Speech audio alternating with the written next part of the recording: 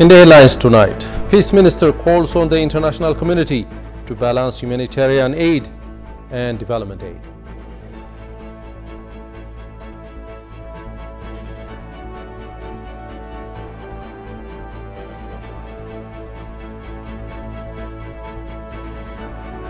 East African forces stalls in eastern DRC.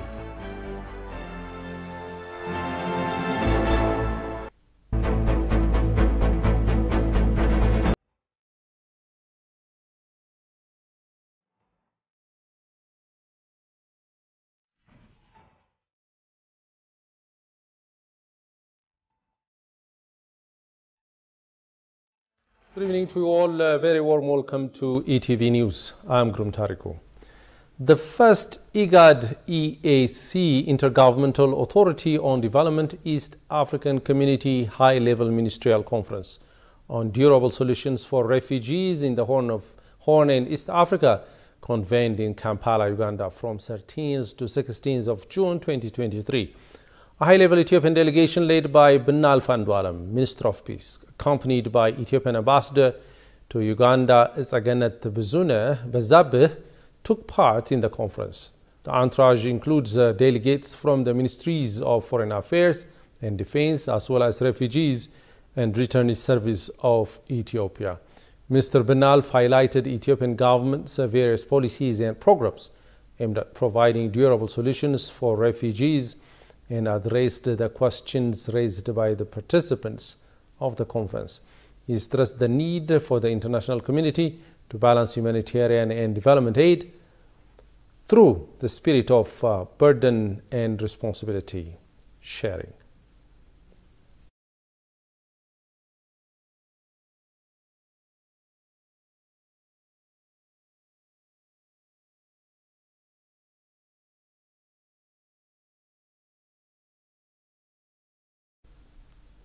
In another development, Ethiopian Ambassador Extraordinary and Plenipotentiary to the People's Republic of China, Tafara Darabo, stated that Africa and China, together with over one-third of the world's population, are important forces for advancing development of our planet.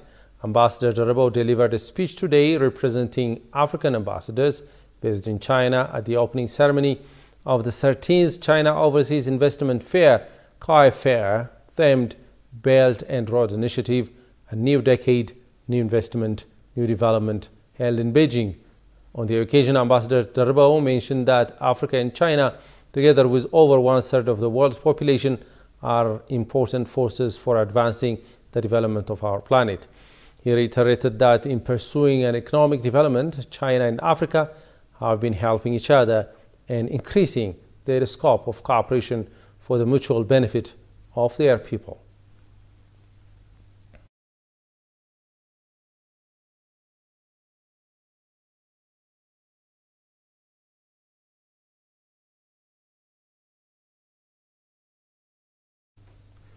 The Editors Guild of Ethiopia, a professional association representing editors working in print, broadcast and digital media platforms across the nation, urged the government and other stakeholders to do their level best to help enhance press freedom.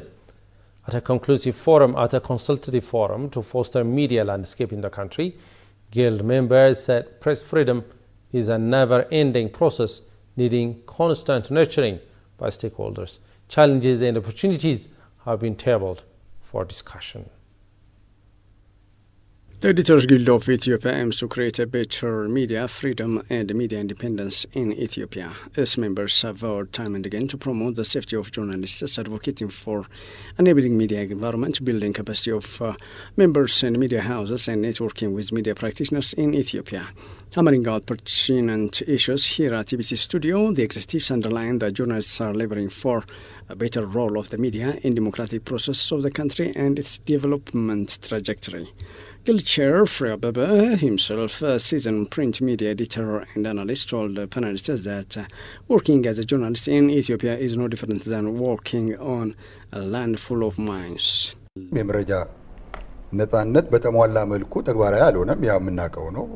I can't emphasize enough the arduous path that journalism is undergoing right now in the Ethiopian media landscape. our journalists constantly toil to ferret out information. In a nutshell, journalism and press freedom are still in their embryonic stage in Ethiopia. He pointed out that the GUIL is established to protect members and journalists while they are conducting their professions and face pressures from politicians, employees, business, and lots of other actors. Panelists Abdi Sadrai, a long-time frontrunner in the School of Journalism based at Addis Ababa University, for his part, expounded that the Ethiopian media needs to elevate itself to be on par with international standards. Journalism is under constant challenge and pressure to elevate itself to international standards. We are still grappling with undue interferences in the work of journalists, most of it conducted in broad daylight. I would like to urge all stakes to make sure that media practitioners get all the space they need to quench the appetite of their target audience.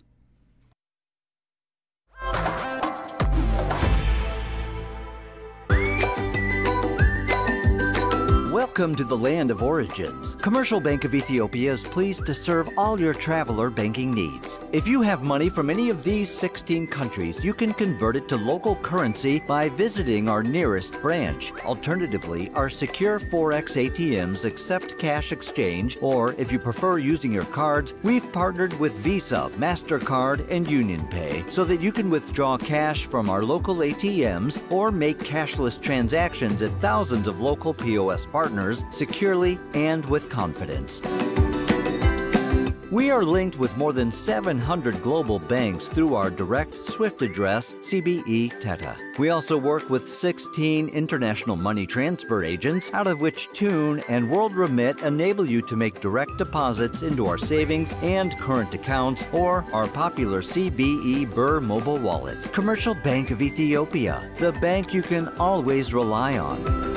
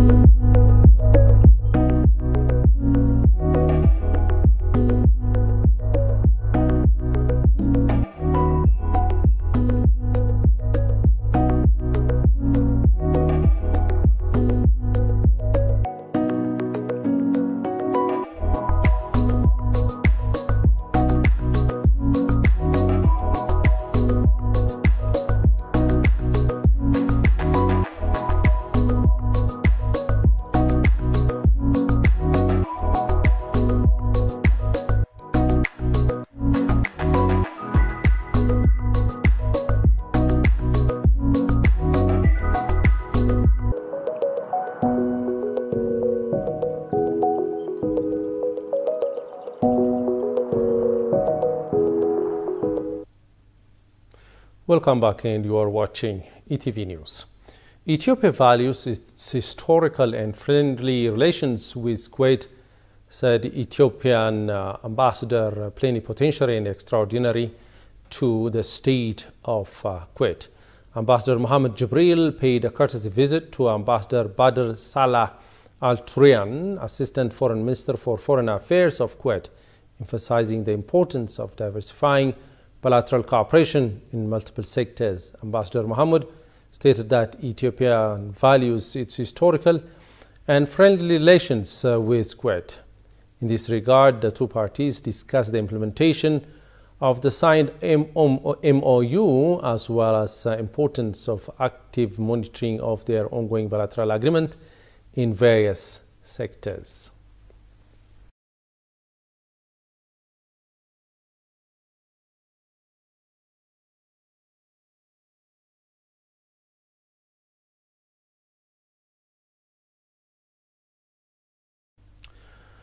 The government of Japan has provided a sum of $8.1 million for reconstruction of conflict-damaged schools and sanitation programs to be implemented in affected educational institutions.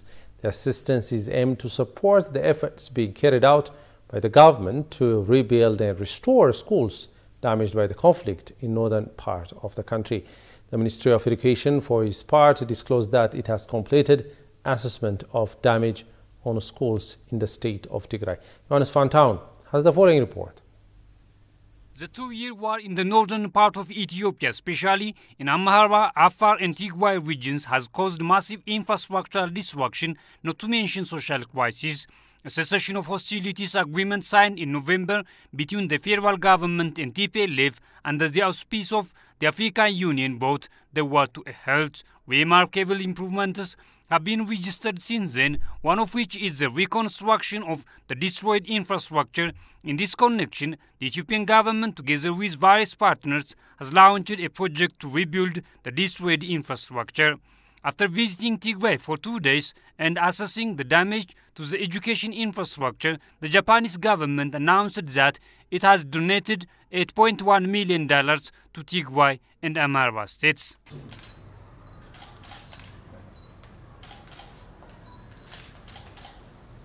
This contract, worth approximately $8.1 million or nearly 437 million Ethiopian birr, is being signed to rehabilitate school facilities as well as water supply and sanitation facilities in schools in conflict-affected areas in the eastern Amhara region and Tigray region. By improving access to proper environments for learning and water supply and sanitation facilities in the target areas, the project will contribute to the improvement of education and water and sanitation in these areas. UNICEF, which coordinates the support received from the Japanese government, has revealed that the support will make a big difference, especially since the damage to the education infrastructure in the two states is massive. As a result of the conflict, over 4,600 schools in Amhara and nearly 2,000 schools in Tigray were reportedly totally damaged or partially damaged. Over 700,000 children, half girls, dropped out of schools as a result.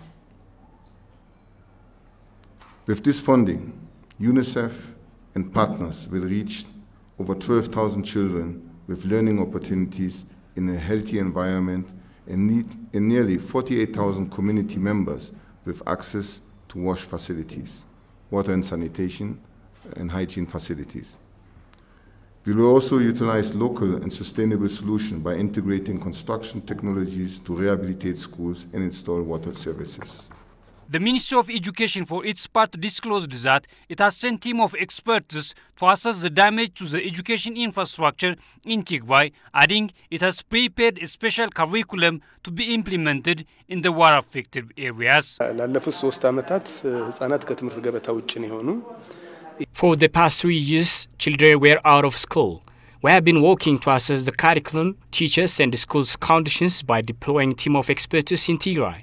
Based on the data gathered, we are working to reconstruct educational facilities in cooperation with supporters. The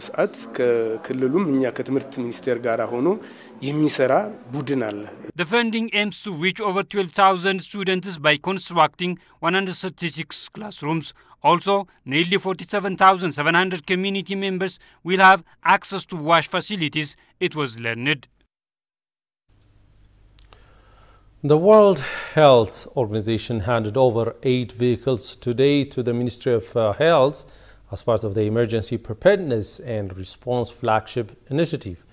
The donation of the vehicles will help to improve the ministry's ability to deploy emergency responders quickly and effectively, it was noted. WHO Acting Country Representative Dr. Delamini Nolahana congratulated on the occasion the Ministry on its progress in implementing the Emergency Preparedness and Response Flagship Initiative. According to her, the donation will help improve the Ministry to deploy emergency responders quickly and effectively. Health Minister Lia Tadessa, for her part, expressed gratitude for the support and reaffirmed the Ministry's commitment to the Emergency Preparedness and Response Flagship Initiative. She noted that the donation will be a valuable asset in the Ministry's efforts to protect the health and well-being of Ethiopian people.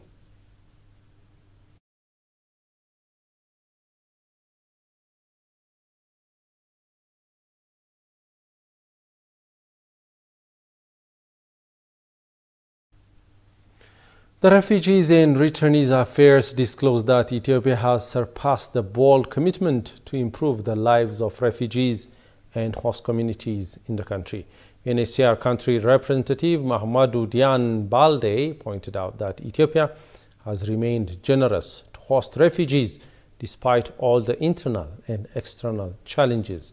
This was disclosed at a national stakeholder workshop organized to stakeholders on the process, best practice, challenge and support and future engagement that will be tabled in December 2023 at the Global Refugee Forum high-level meeting in Geneva. Goshumel so take this from here. During the first Global Refugee Forum back in 2019, Ethiopia has made ambitious pledges to enhance protection and remedies for refugees and host communities. The pledges included job and livelihoods, education, capacity, energy, and environment, it was learned. In his opening remark to the workshop, Refugees and Returnees Service Director General Tesfaun Gobazai said that 76% of refugees are hosted in developing countries where resources are scarce, service and infrastructure are lacking in meeting the need of those seeking refuge. According to UNHCR, there are currently over 110 million forcibly displaced persons globally, with more than 36 million being refugees and asylum seekers. It's surprising to note that 76% of refugees are hosted in developing countries where resources are scarce and services and infrastructures are lacking in meeting the needs of those seeking refuge. With Ethiopia's commitment to keep its promises coupled with close supervision by development partners and donors, the nation has achieved encouraging results in all areas, he added. Ethiopia is no exception to this harsh reality. It has consistently shown solidarity towards those who seek refuge in its borders. Ethiopia has remained steadfast in its promises, ensuring the reception and hosting of asylum seekers during both times of peace and stability, as well as during periods marked by challenges and misfortunes. Presently, Ethiopia has nearly 1 million refugees, making it the second largest refugee host country in Africa. The overwhelming majority of these refugees originate from South Sudan, Somalia, Eritrea, and Sudan. UNHCR country representative Mahamadou Balde on his part said that Ethiopia has remained generous to host refugees despite all the internal and external challenges. Since April, as you know, we have got the situation in Sudan and the refugees have been coming through, and very unfortunately, if there is no peace, we will keep having more and more refugees coming here. So far, they have gone to Egypt, they have gone to Chad, they've gone to South Sudan, they have gone to CAR, adding to the 50,000 Sudanese refugees who are already hosted in the Benishangul area. So that generosity, that's only since January. During the conflict in the north, there were refugees coming in the tens of thousands to the Gambela region, to the Benishangul region, to the Somali region. So I just want to say that to thank Ethiopia for the generosity, and as mentioned by my colleagues, Ethiopia has been at the forefront of the rolling out of the comprehensive refugee response framework. Representatives from ministries, UN agencies, embassies, donors and humanitarian development partners that are supporting the refugee response in Ethiopia attended the event.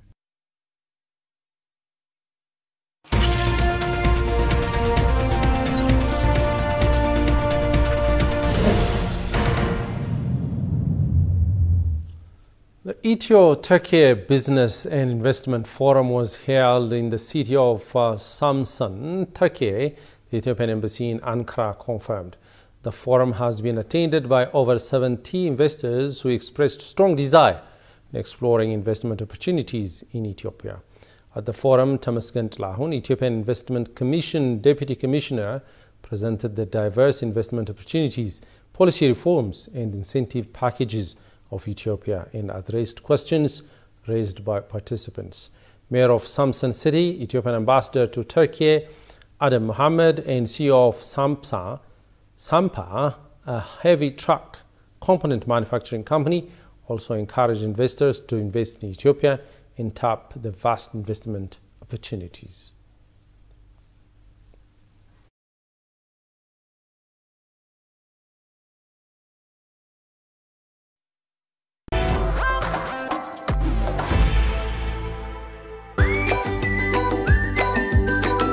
Welcome to the land of origins. Commercial Bank of Ethiopia is pleased to serve all your traveler banking needs. If you have money from any of these 16 countries, you can convert it to local currency by visiting our nearest branch. Alternatively, our secure Forex ATMs accept cash exchange, or if you prefer using your cards, we've partnered with Visa, MasterCard, and UnionPay so that you can withdraw cash from our local ATMs or make cashless transactions at thousands of local POS partners securely and with confidence. We are linked with more than 700 global banks through our direct SWIFT address, CBE Teta. We also work with 16 international money transfer agents, out of which Tune and World Remit enable you to make direct deposits into our savings and current accounts or our popular CBE Birr mobile wallet. Commercial Bank of Ethiopia, the bank you can always rely on.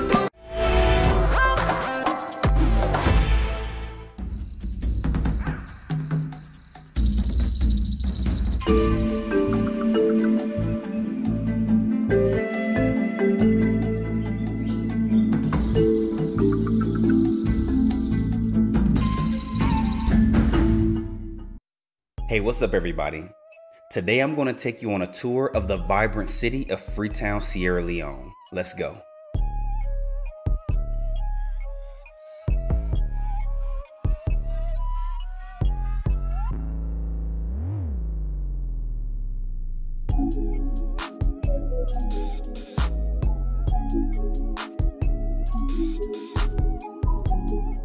The beach closest to the city is Lumley Beach. This long strip of beach is where everything goes down. Not only because you can swim or relax at the beach, but also this is where you're gonna find tons of restaurants, bars, and nightlife. This area, now my primary mode of transportation around the city was in what they call a KK. This is a motorized three-wheel taxi. The KK fits around 3 passengers, and to catch one, you just hold out your hand and the driver will pull over and pick you up. A typical one-way trip to most places around the city will cost you about $1 or less. Now chances are you'll be sharing a ride with a stranger, which was cool with me, but if you pay a little extra, the driver won't pick up any other passengers during your ride. You can also catch a ride on the back of a motorcycle for even less. While on the tour, you'll learn about the sanctuary's history, as well as loads of information about the chimpanzees. While in Freetown, I definitely recommend taking a trip up to Lester's Peak and get some awesome views of the city. If you're traveling from Lumley Beach, it's only a 10-minute ride to the peak, and the view is well worth it.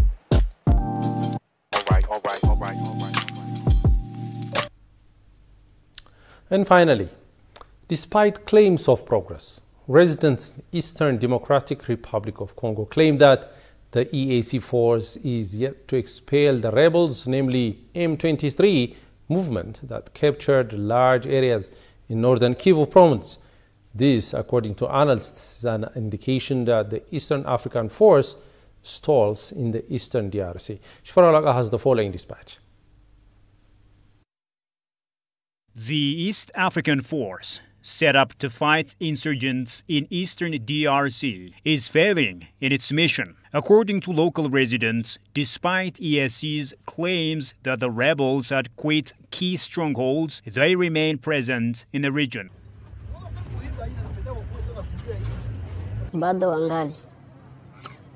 They are still here. They have not withdrawn, and we continue to pay taxes.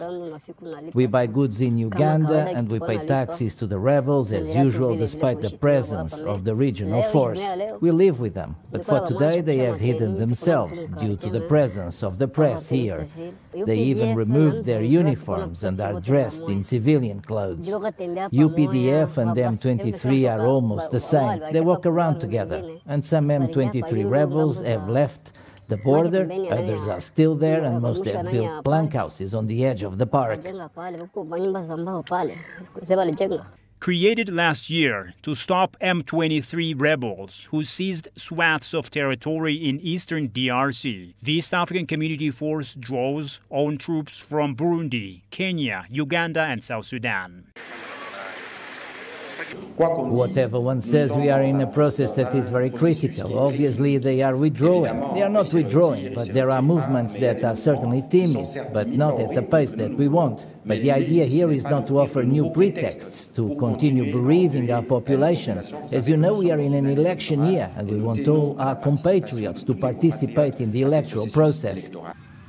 The Tutsi-led Dam 23 has captured large areas in North Kivu province since taking up arms in late 2021 after years of dormancy with over 1 million people displaced by the fighting. Over now to a quick reminder of the headlines.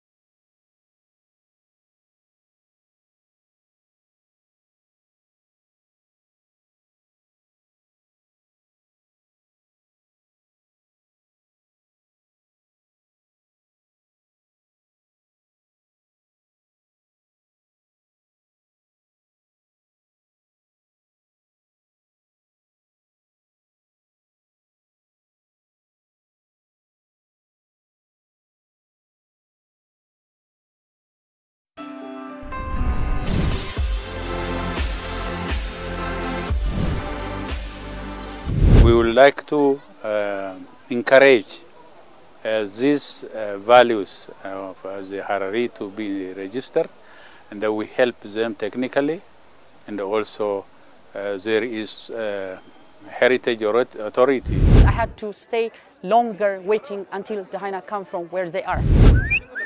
Yes. Oh my gosh, it's a beautiful experience. Harare is a city of peace and a city of friendship and a UNESCO registered city.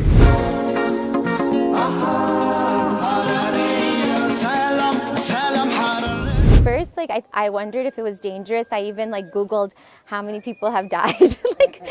With regard to tourism, Harare has a very, very big potential. It's a living museum. As you can see, it's a little bit scary, but I really like the experience. It feels great, especially for me, for my family, for my kids. It's an amazing experience. So Muslim people, Christian people, they never get fights. So this city is one of the peace city and love city. I'm feeding the hyenas and I'm not scared.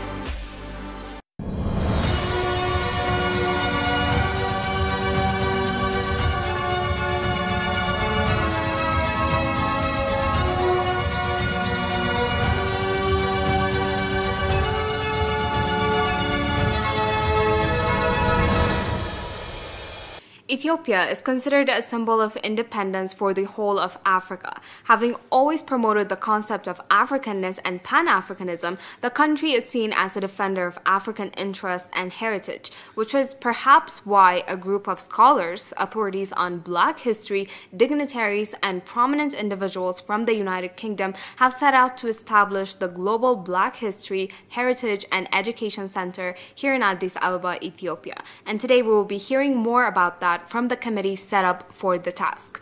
Hello and welcome to Diplomatic Insights. I'm Kinana Baina. In today's episode, we look into the Global Black History, Heritage, and Education Center to be opened here in Ethiopia. We're going to